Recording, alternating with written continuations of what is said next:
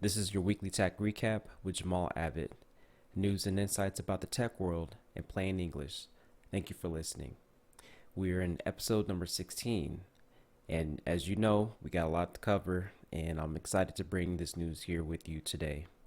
In today's episode, we will hear about the Elliot Management Group's letter to the AT&T board. Next, we learn more about Apple TV Plus and its details and its information that's coming out to consumers.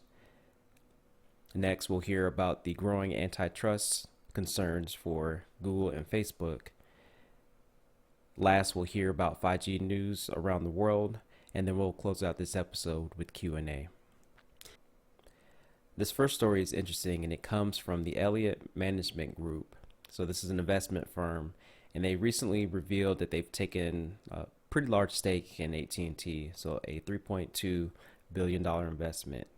So they sent this letter to the AT&T board, and they want to help AT&T do business a little bit more efficiently.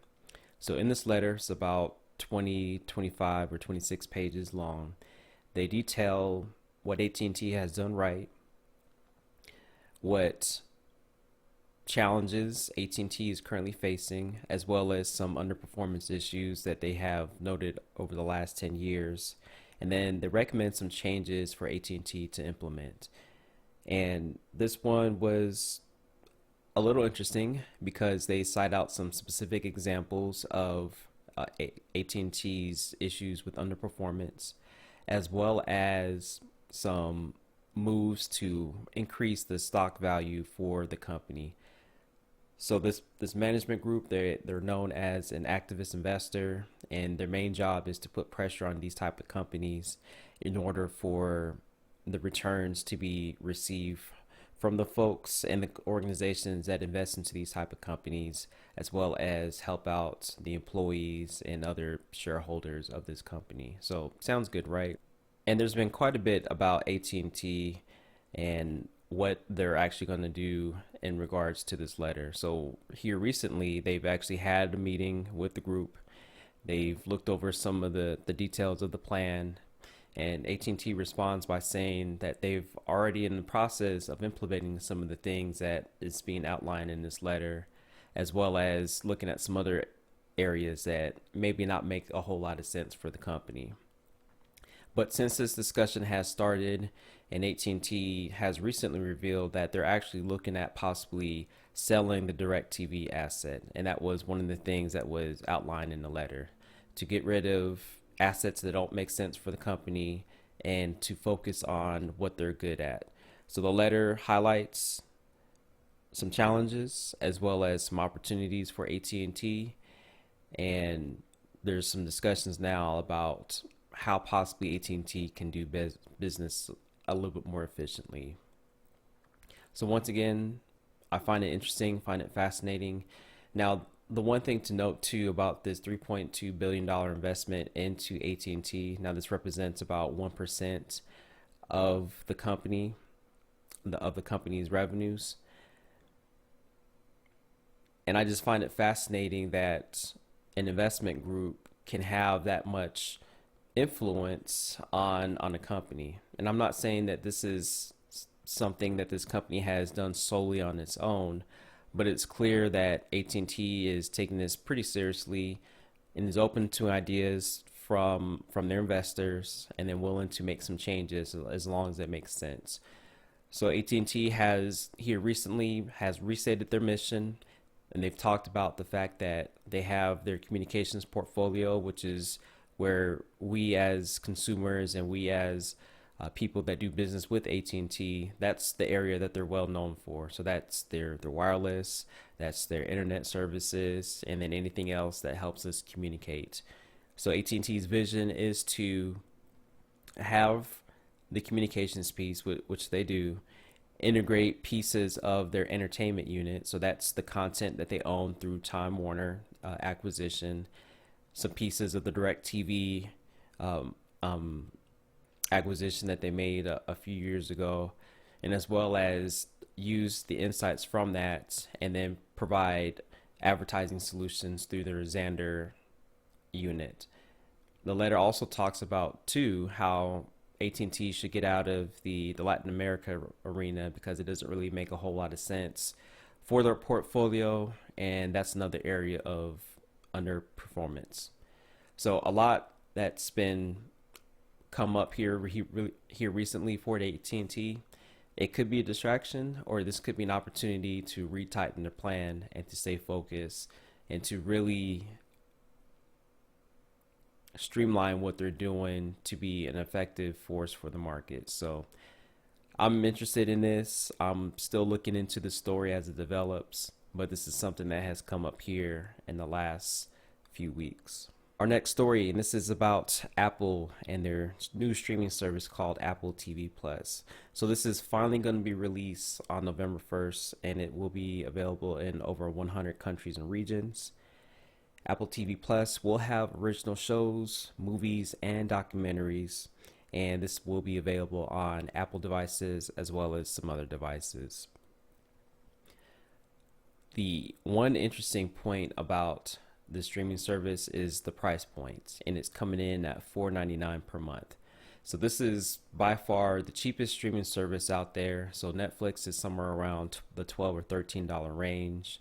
The new Disney Plus service that's coming out, that's going to be about $6 or $7 per month, and if you bundle that with Hulu and ESPN Plus, that's going to be somewhere around $12 or $13.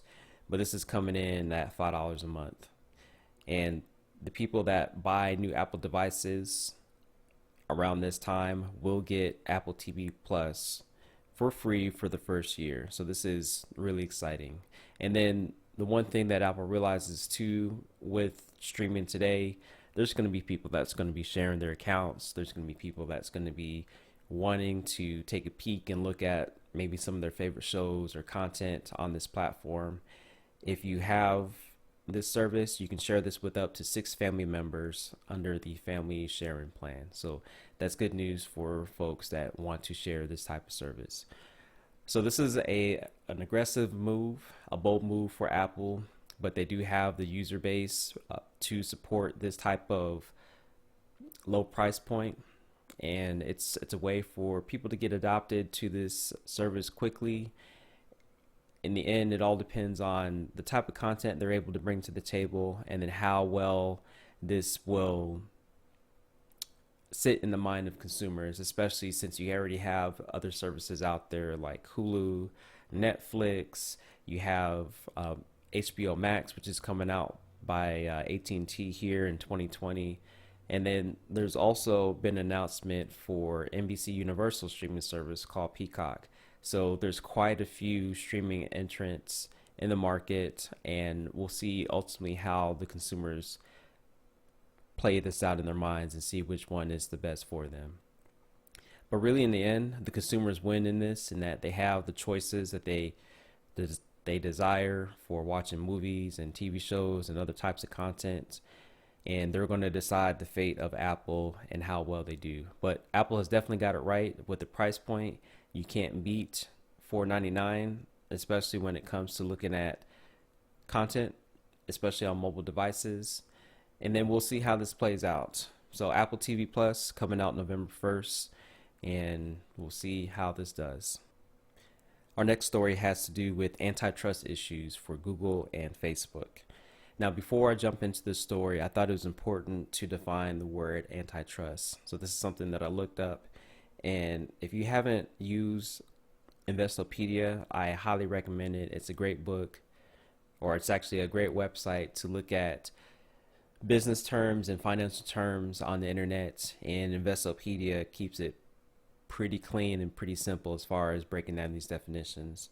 So this is an adapted version from Investopedia, and they mention about this with antitrust. So antitrust laws are regulations that monitor the distribution of economic power in business, making sure that healthy competition is allowed to flourish and economies can grow. So some examples of antitrust include price fixing, corporate mergers that reduce competition, and then tactics to gain or restrain monopoly power. And this is where Google and Facebook are coming into play. So for Google, they have 15 attorney generals that are investigating them on the grounds of limiting competition in the search market, which they allege is a detriment to consumers. There's also some concerns about Google's search algorithm and then how they may favor some search results over others. And this is something that is going to be investigated by these 15 or 50 attorney state generals. So the interesting thing to note about this is that there's two attorney generals that are not a part of this suit. One of them is California, where Google is based out of, and then the state of Alabama. Now, Google has been fined for search listings in Europe for the Android devices. So basically, they had to tweak it and then make sure that there was enough competition for those search results in that part of the world, and they have paid fines for that. So this is something that they're being looked at in the United States, and depending on how this investigation goes, there's going to be some other recommendations and maybe possible penalties and maybe some other things that Google will have to do to comply with the outcome of this investigation. Now, turn the attention to Facebook. So they're also being investigated, but this one by only 8 attorney generals. And this is whether or not the company has stifled competition and then also put their users at risk. So Facebook is in the advertising business. So they're one of the largest, we'll just say one of the world's largest advertisers. And I believe in 2018, Facebook made about $50 billion in advertising alone. So that's quite a big number. So they want to make sure that Facebook's actions aren't endangering consumer data. They're also not stifling competition in the advertising space. And then just give consumers another choice when it comes to advertising. So this is what Facebook's being looked into, as well as Google and the attorney generals and the government. They're just trying to make sure that these two companies aren't dominating the market. They do have a large share of attention. They also do have a large share of resources, which makes it easy for them to take out the competition if they wanted to. But they're being investigated, and then we'll see how this plays out. So this also reminds me too of the fact that once upon a time, AT&T, we're talking about the original AT&T phone company that came about in the early 1900s. They got so big to the point to where the government and then the other politicians and then other government officials were uncomfortable with the size of AT&T. So ultimately, the government forced AT&T to break up under grounds of antitrust, and that what allowed the 7 baby bells to form from AT&T. So it was on the grounds of antitrust.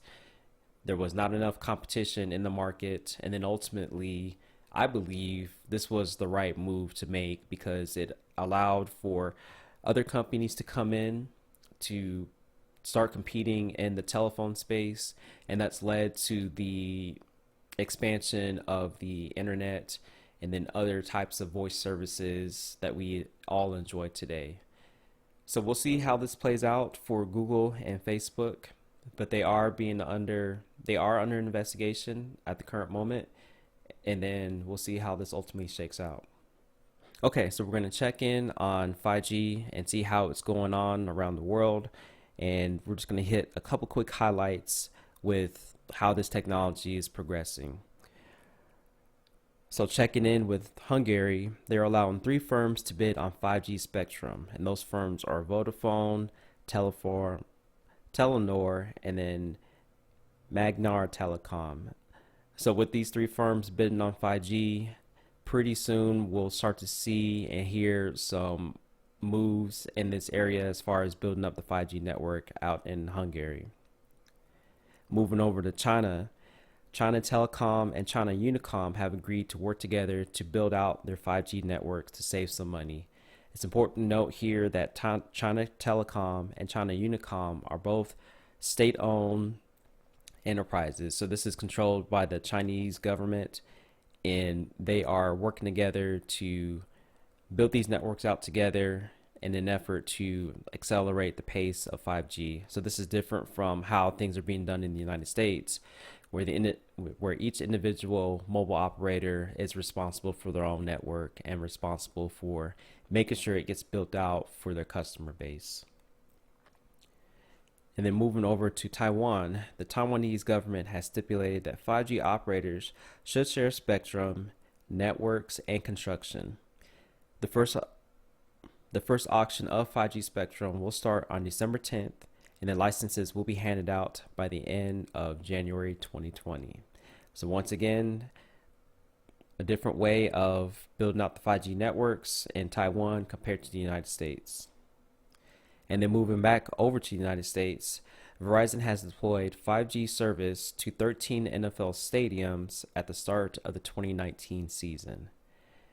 And then lastly, two companies, Sprint and Verizon, have separately deployed 5G in test environments to where they have smart cities utilizing 5G services as well as some Internet of Things capabilities.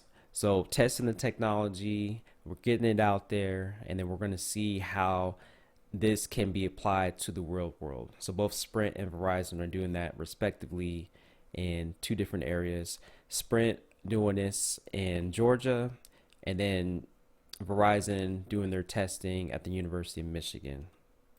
So that's your 5G news around the world. All right, so we've moved on to the Q&A portion of the show, and if you have any questions, definitely hit me up. This is my favorite part. I love answering questions, and I don't mind having these answered on this show. So if you want to ask a question, hit me up. It's for email, Jamal@thephoneguy.com, and that's THA phoneguy.com. Shoot me an email. Be happy to have this answered on the show. You can also hit me up on social media. So Quora, Facebook, Twitter, LinkedIn, Instagram. Hit me up, and that's at Jamal Abbott. You can find me there. This first question comes from Erwin, and he asks, is moving from 4 to 5G a much bigger deal than 3 to 4G? So Erwin, that's a great question, and I will say yes, it's a bigger deal for a couple different reasons. Technologically speaking, it's a big deal because the move from 3G to 4G, in my mind, was an important move, but not as important as from 4 to 5G, because moving from 3 to 4G, it was more of a mobile evolution for consumers, which allowed for some important technologies to take off. So for instance, with our smartphones, we literally have the computing power in our pockets and the internet speeds now that allows us to be on the mobile device to get our jobs done, to get our business done, and just to get things done in general that we couldn't do over these 3G networks. So it was an important move, but from 4 to 5G, this isn't just a mobile enhancement for consumers. This is actually being considered as a business transformation for other entities out there. So in places where there's not the greatest internet coverage as far as mobile internet coverage goes, there's going to be an enhancement there because the speeds go from the megabits to up to the gigabits range. And then also too, there's an opportunity for businesses to be transformed in the way that they operate. One of the benefits and one of the features of 5G is allow machine type communications. So with machine type communications, we're talking about sensors, we're talking about other little devices that transmit and receive data between one another. 5G will enable those devices to go up to the next level and then have billions of these devices on the network. Those types of devices are available on 4G, but we're limited and we're strained in our capacity and how many devices that we can support. So in addition to those types of devices, we're looking at other industries being transformed. We're talking about industrial cases, healthcare, finance. So this is not just a consumer type technology, but this is a technology that will transform the way businesses operate. And this is why it's a much bigger deal. The other reason why it's a much bigger deal, in my opinion, here is that we're a lot more connected. We're more aware of what's going on, especially with social media. We're more aware of what's going on. 5G has caught the attention of governments all around the world. And then it's very easy to see what's going on in an area like China, or what's going on in an area like Canada with 5G with a simple Google search. And it's out there right now. So it's a much bigger deal because the technology is going to be transformational, and we're paying attention to it a lot more now because we're that much more connected. And that's because of the transition from 3G to 4G, as well as just some other new attention with this technology. So last thing I'll mention here too with going to 4 to 5G is that this is a huge economic opportunity, and the countries and the companies that actually capitalize and take advantage of this will set themselves up for the next 20 to 30 years down the road. And one story that I thought was super interesting was in Vietnam. So Vietnam is looking for ways to increase their economic productivity, and they're looking at 5G as an enabler for them to do that. So they are investing heavily and making sure that 5G is up and running quickly in that country, as well as putting the resources and the talent behind that to develop their own 5G chips, technologies, and then maybe they're hoping is that they'll be a supplier of 5G technologies, kind of like how Huawei is for the rest of the global 5G market. So it's a huge opportunity for countries and then for companies to take advantage of 5G, and that's the reason why it's a much bigger deal with this move compared to 3 to 4G. This next question comes from Christy, and she wants to know, why is there such a gap between 4 and 5G? Is it possible to have 4.5G or some sort of intermediate thing? So great question, Christy, and there is actually an intermediate point. So we'll call it 4.5G, but the technical term for this is LTE Advanced. So with LTE, it came out, we'll just say early 2010s. So they were testing this around 2008, 2009, and then some of the first 4G networks came out in the early 2010s. So it came out, people are using it, we're getting speeds somewhere in the 10 to 20 megabits per second, which is cool because with 3G, it was nowhere near that. I mean, we're talking about double the speeds at that point, going from 3G to 4G. And then over time, the technology has improved. The mobile operators, the suppliers, the equipment providers, they have done some additional things to make the technology that much more reliable, robust, and that much more faster. So there is an intermediate thing called LTE Advanced, and this is the technology that in the US a lot of the operators are currently operating on right now. So with LTE Advanced, there is a speed increase, and if you are an AT&T customer, it's known as 5GE or 5G evolution.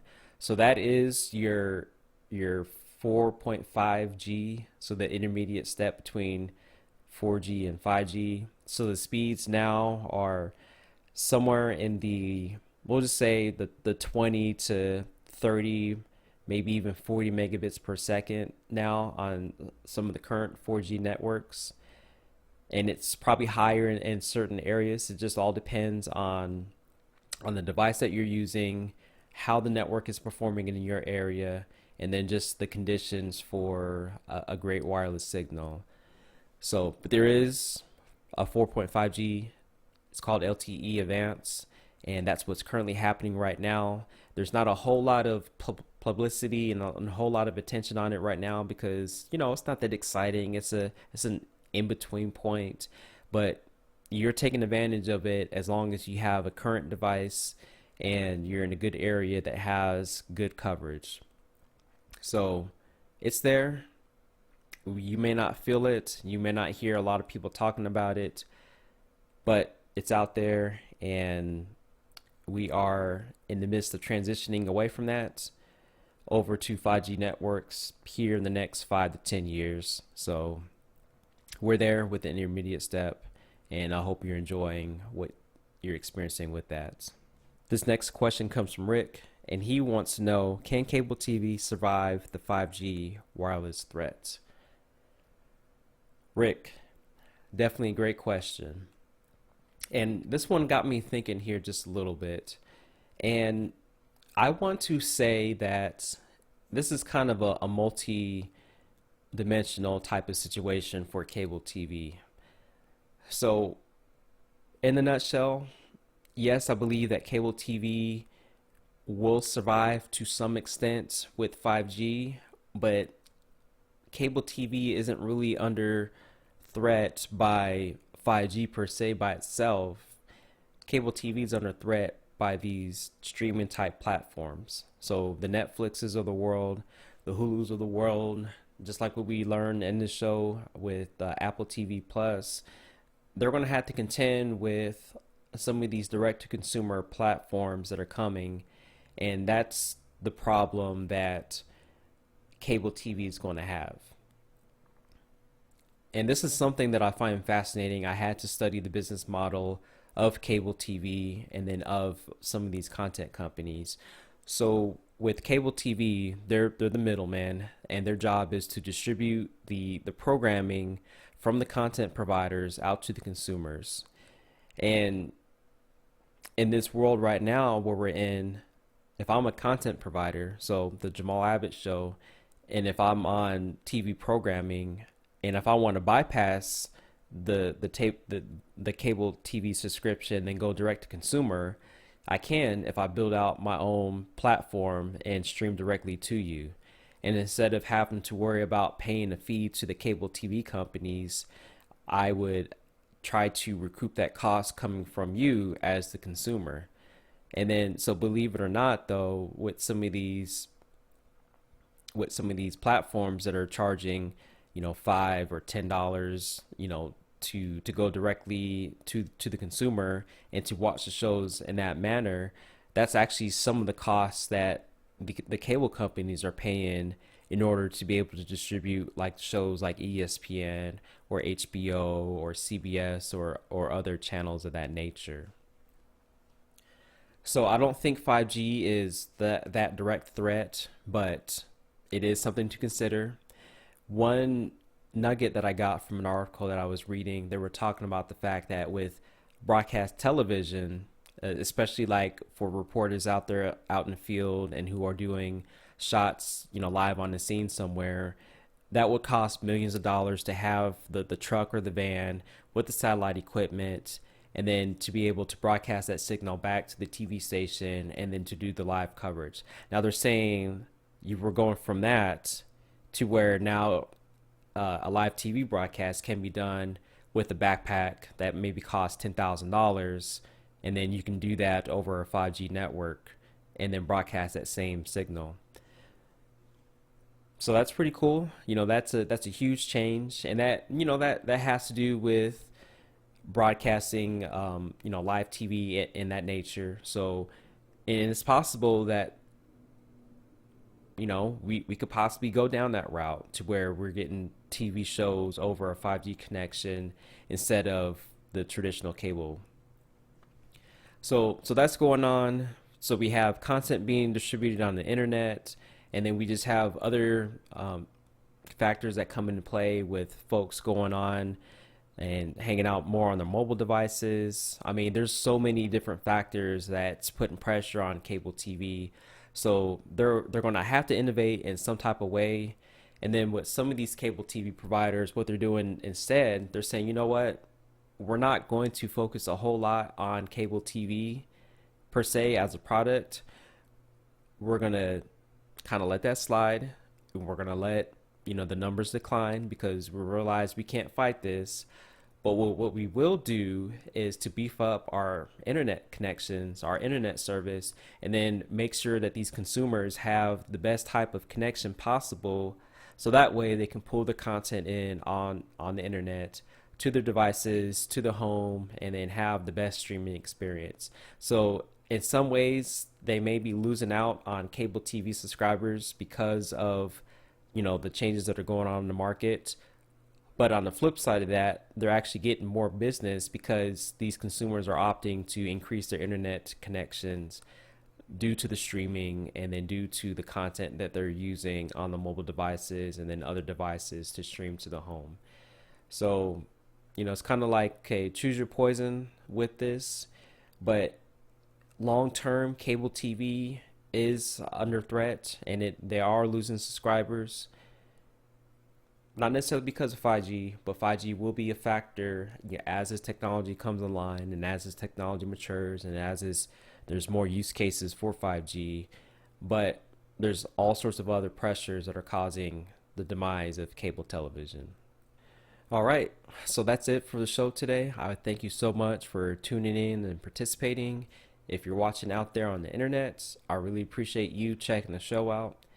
And if you want to connect with me, reach out to me. Once again, it's Jamal Abbott on most social platforms. Send me an email, jamal@thephoneguy.com. Give me some feedback. Let me know how I'm doing, and then let me know how I can help you out. So I'm enjoying bringing this show to you, and I can't wait to talk to you on the next episode. Until next time, have a great day.